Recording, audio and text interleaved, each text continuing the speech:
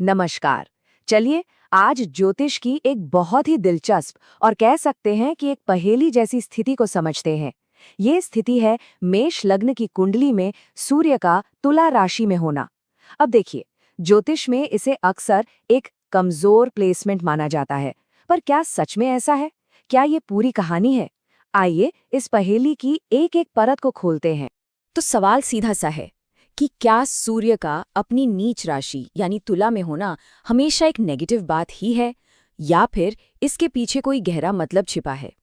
आज हम जो भी बात करेंगे वो इसी सवाल के आसपास घूमेगी। ठीक है, तो इसमें थोड़ा और गहराई से उतरते हैं।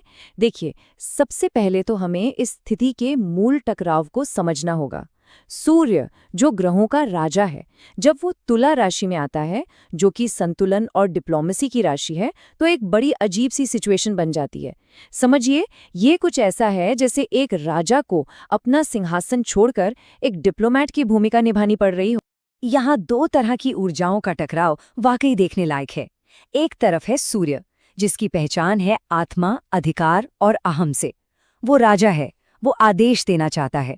और दूसरी तरफ है तुला राशि, जो बात करती है संतुलन की, समझौते की, कूटनीति की। वो चाहती है कि सबको साथ लेकर चला जाए। बस यहीं से सारा संघर्ष शुरू हो जाता है। अब जब ऐसा टकराव होता है तो जाहिर है कुछ चुनौतियां तो सामने आती ही हैं, जैसे कि रिश्तों में, खासकर शादीशुदा जिंदगी में ईगो क्लैश बहुत होता है। बिजनेस पार्टनरशिप में ये तय करना मुश्किल हो जाता है कि भाई बॉस कौन है, और इंसान के अंदर नाम और पहचान पाने की एक बहुत गहरी, एक तीव्र इच्छा होती है, जिसके लिए उसे काफी संघर्ष करना पड़ता है। लेकिन कहानी सिर्फ राशियों पर खत्म नहीं होती।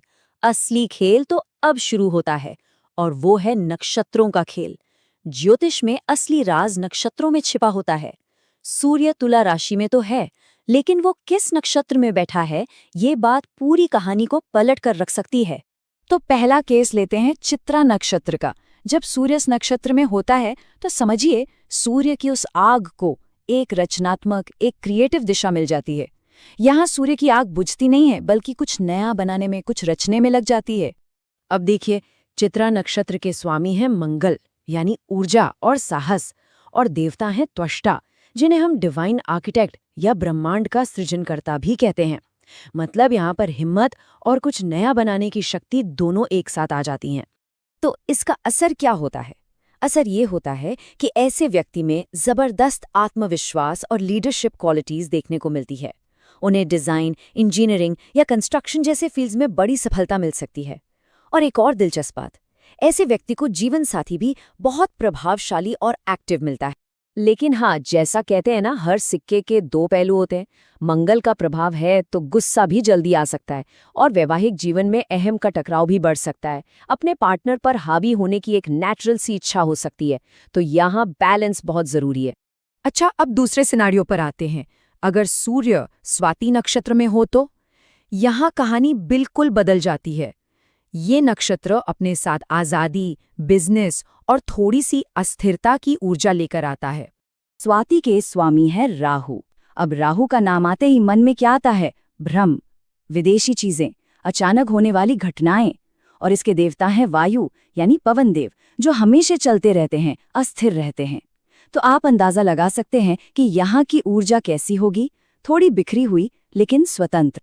राहु का असर है तो इसका एक बड़ा फायदा मिलता है विदेशी कामों में, जैसे इंपोर्ट एक्सपोर्ट हो गया या कोई ऑनलाइन बिजनेस। इसमें कमाल की सफलता मिल सकती है। ऐसे लोगों की बातें बहुत असरदार होती हैं, जिससे वो मार्केटिंग या मीडिया जैसे फील्ड में बहुत अच्छा काम कर सकते हैं। लेकिन राहु की ऊर्जा अपने साथ चुनौतियां भी लाती है। शादीशुदा जिंदगी में थोड़ी अस्थिरता या पार्टनर से दूरी बन सकती है। बिजनेस पार्टनरशिप में धोखे की संभावना रहती है, और मन के अंदर अक्सर एक तरह का असंतोष और कंफ्यूजन बना रहता है, जिससे रिश्तों में भरोसा कायम करना थोड़ा मुश्किल हो जाता है। और अब आते हैं तीसरे और आखिरी केस पर, विशाखा नक्षत्र। ये नक्षत्र महत्वाकांक्षा और सफलता का रास्ता दिखाता है। यहाँ आकर सूर्य को जैसे एक मंजिल मिल जाती है, एक साफ उद्देश्य मिल जाता है।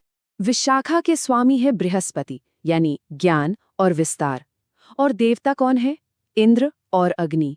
एक तरफ देवताओं के राजा और दूसरी तरफ ऊर्जा और परिवर्तन की शक्ति। ये कॉम्बिनेशन इंसान को बहुत एम्बिशियस और फोकस्ड बना देता है। तो जब बृहस्पति जैसा गुरु राह दिखाए तो सूर्य यहाँ कमाल के नतीजे देता है।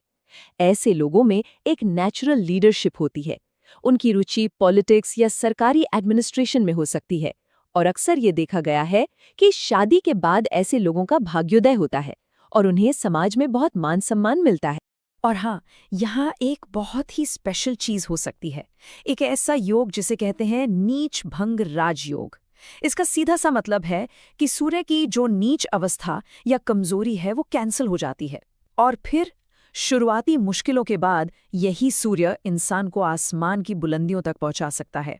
तो हमने देखा कि कैसे एक ही सूर्य तुला राशि में होकर भी अलग अलग नक्षत्रों में बिल्कुल अलग अलग नतीजे दे सकता है। अब बड़ा सवाल ये है कि इस स्थिति को मैनेज कैसे किया जाए, इसमें संतुलन कैसे लाया जाए। चलिए इसके कुछ प्रैक्टिकल समाधानों पर भी नजर डालते हैं। देखिए, एक बात तो साफ है कि इस योग वाले व्यक्ति का जो पार्टनर होता है वो भी काफी प्रभावशाली और स्वाभिमानी होता है। तो यहाँ रिश्ते की गाड़ी चलाने का सबसे बड़ा नियम है अपने अहम को कंट्रोल में रखना। ये भी हो सकता है कि शादी के बाद करियर की दिशा ही बदल जाए या उसमें जबरदस्त ग्रोथ हो।